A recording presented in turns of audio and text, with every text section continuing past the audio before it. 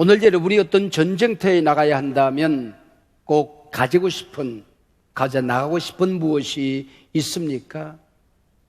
옛날 프랑스 군인들은 전쟁터에 나갈 때에 팡세 한 권과 그리고 성경책 한 권을 가지고 나갔더랍니다. 미 항공 우주인들은 우주를 여행할 때에 시편 23편 짤막한 성경을 가지고 갑니다. 여호와는 나의 목자시니 내게 부족함이 없으리로다. 그가 나를 푸른 풀밭에 누이시리로다 하는 말씀이지요. 이스라엘 백성들이 출애굽하여 광야를 여행할 때에 언제나 복궤를 메고 다녔습니다. 구름 기둥, 불기둥이 떠올라서 여행을 시작하게 되면은 제사장들이 앞에 춤추고 노래하며 복궤를 인도합니다. 그 뒤에 복궤가 따르고 백성들이 그 뒤를 따르게 되시오.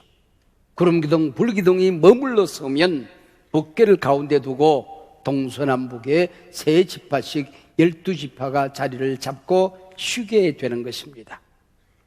왜요? 지도자들은 우리의 등 뒤에 하나님이 함께 계신다. 백성들은 앞서가는 복궤를 바라보며 하나님이 우리를 인도하신다. 이 여행의 진정한 사령관은 하나님이시다. 그리고 머물 때는 12지파 가운데 복궤를 모셔서 우리 가운데 하나님이 계신다. 우리가 그냥 여행하는 것이 아니라 하나님의 임재 가운데, 하나님의 능력 가운데, 하나님의 동행 가운데, 하나님의 사랑 가운데 우리는 이 여행을 하는 것이다 라는 믿음을 가졌던 것이요.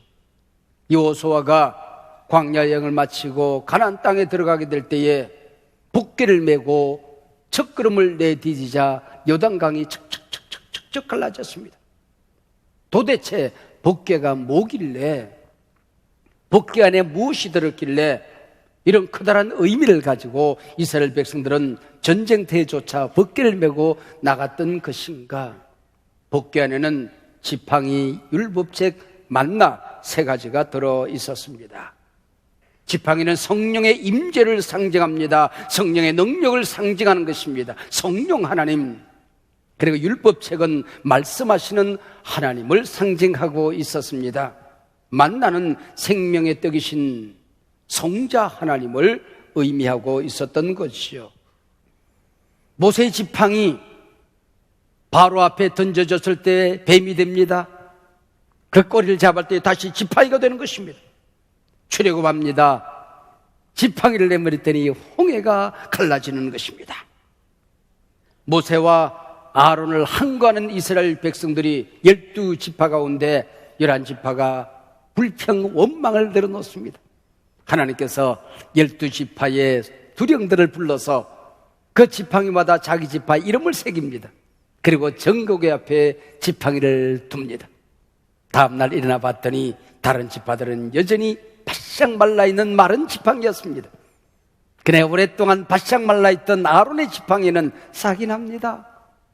꽃이 핍니다. 열매가 맺혀집니다. 모세와 아론은 내가 세웠으니 내가 저들을 지키니 저들을 따르라는 것이죠. 내가 함께 하면 마른 지팡이에 싹이 난다. 마른 생명에 싹이 난다.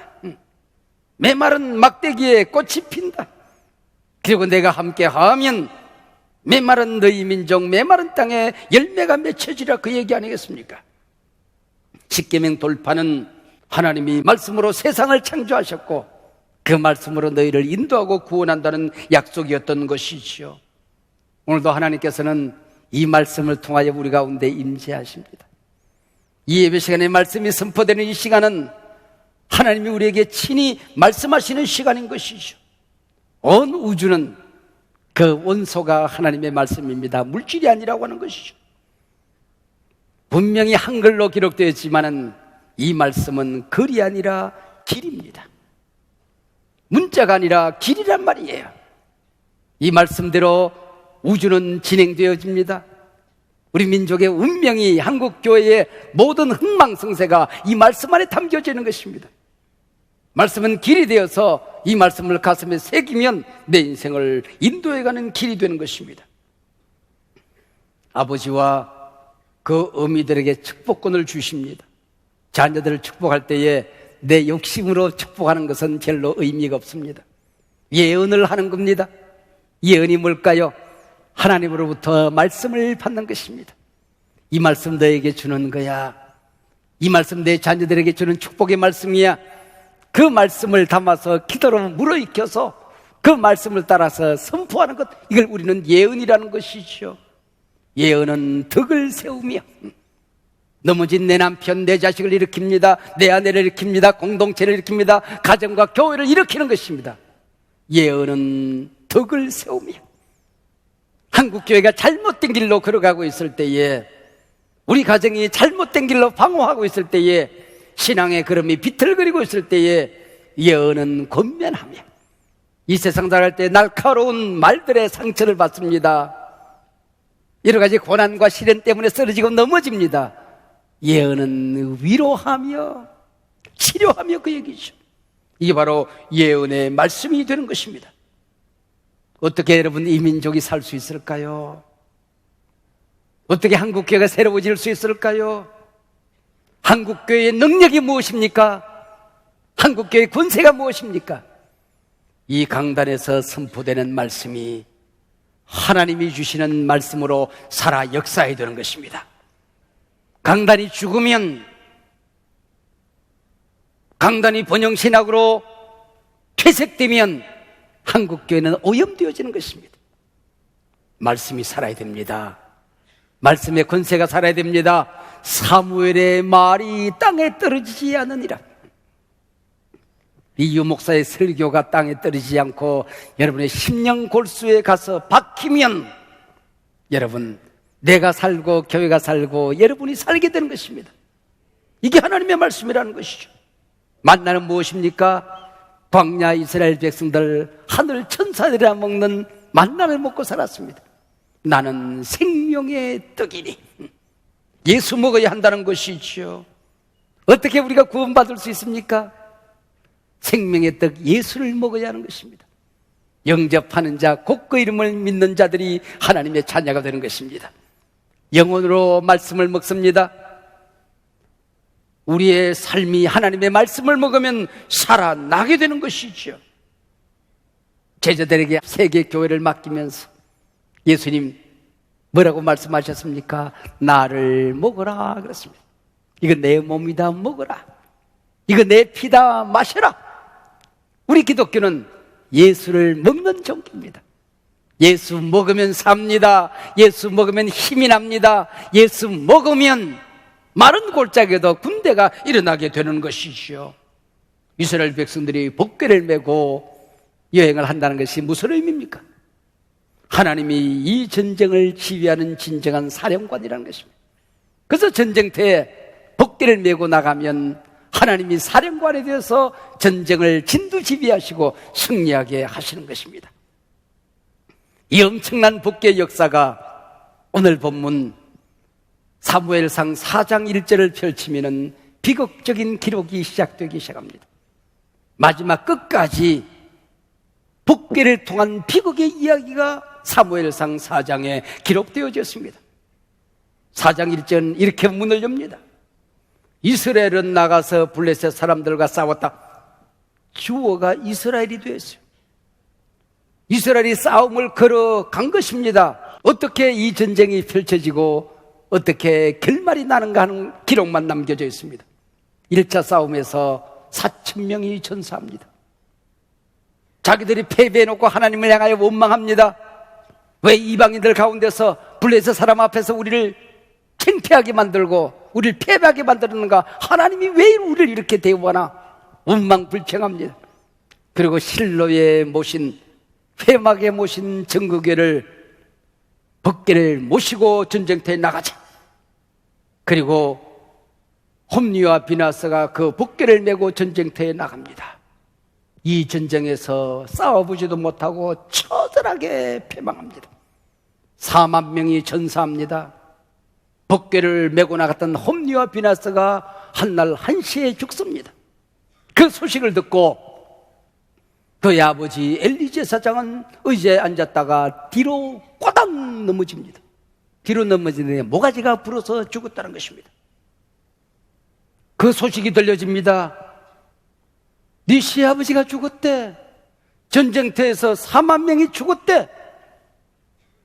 그리고 홈리와 비나스 내 남편도 죽었대. 그 소식을 듣고 만삭이 되었던 비너스의 아내가 배를 잡고 꼬꾸라집니다. 뒹굴기 시작합니다. 그래도 아들이 태어났다. 이 아들하고 살아봐야지. 이 비나스의 아내가 이 아들의 이름을 이가봇이라고 하시오. 하나님의 영광이 이스라엘을 떠났습니다. 하나님의 영광이 아론 지파 제사장의 영광을 버렸습니다. 엘리 가문을 버렸습니다. 하나님의 영광이 떠났도다. 이가봇. 이렇게 사장은 막을 내리게 되는 것이죠. 사장의 이 전쟁은 어떤 전쟁이었습니까? 홈리와 비나스를 죽이기 위한 함정이었던 것이죠. 이미 하나님께서는 2장과 3장에서 예언의 말씀을 하셨습니다. 나는 나를 존중히 여기는 자를 존중히 여기리라. 나를 멸시하는 자를 나는 경멸하리라. 여러분, 법궤 안에 있는 지팡이와 율법책과 만나는 불순종의 상징이었어요. 그걸 법궤 안에 넣는 거예요. 어린 양의 피를 묻혀서 나는 너희들의 잘못을 보지 않을 거야. 너희들이 오늘은 내게 순종하면, 내가 너희들과 함께할 때 승리한다는 믿으면 너희들과 내가 함께할 거야. 어린 양의 피를 발라서 모든 용서를 다한 다음에, 모든 잘못을 덮은 다음에 법궤를 만들어내게 되는 것이죠. 여러분, 어린 양 예수님의 피가 떠나면, 하나님의 영광이 떠나면, 성령의 임재가 사라지면 이 지팡이는 나무 토막에 불과한 것이죠. 만나는 음식 찌꺼기에 불과한 것입니다. 광야에서 먹다 남은 만나 찌꺼기에 불과한 거예요. 쉽게 말하면 돌판이 성령의 임재가 떠나고 나면 길바닥에 굴러다니는 돌멩이에 불과한 것이죠. 불순종의 상징이었습니다. 첫 번째 전쟁에서 실패한 장로들이 뭐라고 그럽니까? 3절입니다. 여호와의 언약궤를 실로에서 우리에게로 가져다가 그것으로 우리를 우리 원수들의 손에서 구원하게 하자. 구원하게 하자. 사역동사라고 해요. 히브리 문학에서. 일시켜 먹자 그 얘기입니다. 우리가 싸울 게 뭐 있냐? 이 법궤로 하여금 전쟁하게 하자 그 얘기입니다. 하나님 일시켜 먹자. 하나님 부려먹자 그 얘기입니다. 하나님이 우리를 지키시리라, 하나님이 우리와 함께 한다는 말이 없습니다. 그것으로, 법궤로, 마른 나무 토막으로, 음식 찌꺼기로, 돌멩이로 싸우게 하자는 것입니다. 이 무슨 능력이 있겠습니까? 우리가 하루하루 살아가는 이 세상이 지금 전쟁터와 같습니다. 얼마나 많은 위기가 있습니까? 얼마나 아프십니까? 얼마나 힘드십니까? 여러분을 쓰러뜨리고 여러분을 무너뜨리고 여러분을 짓밟으려고 하는 온갖 괴계들이 얼마나 많이 있습니까? 여러분의 가정의 온갖 문제들 혼자 짊어지고 살 수 있습니까? 이게 오늘 우리가 살고 있는 이 전쟁터지요. 어떤 사람들은 엘리와 홈리와 비나스가 하나님으로부터 버림받는 이 위기 때문에 망하는 전쟁을 치는 사람들이 있을 수가 있어요. 그 수많은 적들, 가나안의 적들처럼 위기와 문제와 시련과 고통들이, 무거운 짐들이 우리 앞에 기다리고 있지만은 그 모든 원수들을 대적하고 약속의 땅 가나안을 주시기 위한 고난의 전쟁을 치를 수도 있는 것입니다. 여러분, 우리 앞에 펼쳐지는 온갖 위기가 있다고 할지라도 하나님이 함께 계시면 고난은 변하여 축복이 될 것입니다. 이 전쟁은 변하여 여호와 니시 승리의 함성으로 바뀌어지게 될 것입니다. 이 전쟁을 지금 치르고 있는 것입니다. 성경이 진정 여러분의 양식이십니까? 안 먹으면 살 수 없는, 하나님 말씀 먹을 때마다 만족하고 꿀속이처럼 답니까? 아니면 이게 하나의 장식품이십니까? 저기 십자가는 주님의 피를 상징하는 능력이 되고 나를 구원하고 치료하는 예수님의 피의 임재, 성령의 임재, 나를 구원하신 능력, 그 십자가입니까? 아니면은 목걸이 하나 달고 다니면 부적처럼 당신을 보호하고 십자가 여슬방망이처럼 여러분을 도우실 것이라고 생각합니까? 교회는 어떻습니까? 주의 몸된 교회, 올 때마다 주님을 만나고 예배 시간마다 하나님을 경험하고 여기 올 때마다 내가 교회를 어떻게 섬길까? 이 교회가 소중해서 생각만 해도 설레이십니까? 아니면은 이 교회가 내가 교회에 몸담았다는 때문에 무조건 여러분을 축복하리라고 기대하는 미신적인 건물이 되고 있습니까? 내가 은혜의 주인공이 되기 위해서 기도하고 내가 변하는 자리가 돼야지, 달라지는 자리가 돼야지, 하나님 만나야지, 내가 여기서 죽든지 살든지 하나님 만나야 내가 이 산에서 내려오리라, 감사특밤에 내가 변화되리라, 내 가정이 변화되리라, 내 기업의 목적이 달라지고 조그만한 장사는 그 자리가 하나님이 임재하는 능력의 동산으로 내가 변화되지. 이렇게 살 수 없다. 이제는 달라져야지. 여러분, 어떤 준비를 하고 있는 것입니까? 이 나라를 아무리 생각해도 하나님의 은혜입니다. 기도한 것밖에 없는데, 말씀 사랑한 것밖에 없는데, 교회 잘 섬기는 것밖에 없는데, 마지막 때 내가 너를 지팡이로 쓰리라, 땅끝까지 복음을 전하는 민족으로 삼으리라. 복음이 이스라엘 나라에 의하여 열려졌다면 너희 한민족을 통하여, 한국교를 통하여 땅까지 복음을 전하고 복음의 막을 내리도록 나는 너를 쓰리라. 이 사명 버리고 나면 나는 이 민족의 존재 가치가 없다고 생각합니다. 이거 버리고 나면 한국교회는 부흥이 저주가 될 것입니다. 큰 예배당이 저주가 될 것입니다. 여러분, 하나님으로부터 받은 사명 버리고 나면 남는 게 없는 게 한국교회요, 우리 교회라는 걸 기억해야 됩니다. 다윗이 블레셋 대장 골리앗을 맞설 때 했던 말을 기억하십니까? 너는 칼과 창과 단창으로 내게 나오지만은 나는 만군의 여호와 이름으로 너에게 나간다. 많은 사람들이 여기 칼과 창과 단창이 뭘 의미하는지 감이 없어요.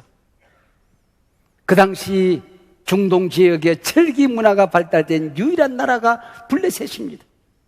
모든 군인들이 칼을 들고 있었어요. 이스라엘은 칼이 없어요. 몽둥이만 들고 있었어요. 이길 수가 없는 거예요. 너는 철기 문화를 의지하고 우리를 우습게 보지만은 우리는 칼도 없고 창도 없고 단창도 없다, 철기 문화도 없다. 그러나 만군의 여호와 하나님이 이 전쟁의 사령관으로 함께 하시면 나는 너를 이길 수 있다. 할렐루야. 미국의 군사력과 중국의 인구와 일본의 경제력과 북한의 핵 때문에 우리가 두려워 떨지만 하나님이 이 민족과 함께 계시면 이 민족은 무너지지 않습니다. 우리가 기도하면 하나님이 지키십니다. 우리가 사명 버리지 않으면 하나님이 지키십니다. 철기 문화는 없지만은, 핵은 없지만은, 10억의 인구는 없지만은 우리는 하나님을 믿는 백성이다. 우리가 하나님 앞에 바로 서면 하나님이 지키신다, 그 얘기. 하나님이 한국교로부터 촛대를 옮기면, 하나님의 영광이 떠나고 나면 한국교회는 이 종교다원주의 시대에 여러 종교 가운데 하나가 되고 마는 것입니다. 하나님 앞에 서야 한국교회가 서고 한국교회가 서야 민족이 서는 것입니다. 사무엘서 4장, 하나님이 떠난 이스라엘, 법궤를 빼앗겼습니다. 하나님의 영광이 이스라엘을 떠나버렸습니다. 이가 보시라, 부르짖는 한 여인의 부르짖음으로 사장은 막을 내립니다. 이스라엘은 실패했지만 하나님은 실패하지 않거든요. 이스라엘은 하나님을 떠났지만 하나님은 이스라엘을 떠나지 않거든요. 빼앗긴 법궤가 돌아옵니다. 어떻게 돌아옵니까? 이스라엘이 전쟁을 잘 치러서 돌아옵니까? 지도자들이 회개하고 돌아옵니까? 법궤는 스스로 돌아오기 시작한 것입니다. 나는 내 영광을 스스로 지킨다는 것입니다. 북계가 그 다음 5장 6장에 돌아오는데 이스라엘이 하는 일은 아무것도 없어요. 북계 스스로 자기를 지키고 북계 스스로 이스라엘로 돌아오는 겁니다. 우리가 하나님을 위하여 할 게 아무것도 없어요. 우리의 구원을 위하여, 민족의 구원을 위하여 우리가 할 수 있는 게 없어요. 우리는 하나님을 믿는 것뿐입니다. 하나님께 순종하는 것뿐입니다. 하나님은 하나님의 영광을 누구에게도 빼앗기지 않습니다. 이 민족을 선택한 그 선택권을 누구에게도 빼앗기지 않습니다. 근데 어리석은 이스라엘 장로들은 하나님이 우리를 버렸어. 하나님은 이스라엘 버린 적이 없습니다. 왜 내가 이런 일을 당해야 되는데, 기도했는데, 믿었는데, 섬겼는데, 불평, 원망. 자기가 하나님을 버려놓고 하나님이 자기를 버렸다고 얘기합니다. 자기가 하나님을 떠나놓고 하나님이 우리를 떠났다고 말합니다. 3절 여호와께서 어찌하여 우리에게 오늘 블레셋 사람들 앞에서 패하게 하셨는고? 자기가 패해놓고 자기가 망할 짓 해놓고 하나님이 하셨다고 넋두리합니다. 이게 인간이에요. 우리의 불평과 원망이 얼마나 무서운 것인가를 가르쳐주는 것입니다. 기억하십시다. 내가 모자라도 하나님의 이름을 부르면 하나님은 나를 떠나지 않습니다. 한국교회가 아무리 어려워도 우리가 무릎 꿇으면 하나님은 우리를 버리시지 않습니다. 내 너를 떠나지도 않으리라. 내 너를 버리지도 않으리라. 오늘 그래서 우리가 예배하고 전쟁터 세상으로 나아갈 때 하나님은 붓개를 우리 손에 들려주는 것입니다. 붓개를 우리 머리에 부어서 세상으로 보내는 것입니다. 얘야, 너 혼자 살기 힘들지? 내가 너와 함께 할게. 네가 아무것도 한 것이 없어도 무조건 너를 구원했듯이 무조건 함께 할게. 은혜를 부어주시는 거야. 얘야, 세상에 사랑이 없지, 메말랐지, 아프지, 나는 너를 사랑한단다. 사랑을 하나님께서 우리에게 부어주시는 거야. 너 혼자 네 힘으로만 이길 수 없어. 너 혼자 네가 죄를 이기고 혼자 서 있기도 어려울 거야. 내가 대신 싸울게. 내가 대신 붙들게. 앞장서 걸음을 인도할게. 성령의 기름을 받고 성령의 손 붙들고 세상으로 나아가거라. 그게 뭔지 아십니까? 고린도후서 13장 13절. 예배를 드리고 나가는 분들에게 축도가 있습니다. 강복선언. 이제는 우리 주 예수 그리스도의 은혜와 하나님 아버지의 사랑과 성령의 교통하심이 영원토록 여러분과 함께하기를 축복합니다. 신약 교회의 복개는 축도입니다. SNS로 예배드릴 수 없는 게 여기는 복개를 받는 것이기 때문에 그렇습니다. 복개 의도로 여기 오는 겁니다. 잃어버린 복개 찾으러 오는 것입니다. 빼앗긴 축복을 찾으러 오는 것입니다. 잃어버린 하나님의 임재를 찾으러 오는 것입니다. 여러분, 우리는 하나님을 떠나도 하나님은 우리를 떠나지 않습니다. 때로 하나님을 버려도 하나님은 우리를 버리지 않습니다. 우리와 함께 계시며 주신 복, 주신 사명 이루어 갈 것입니다.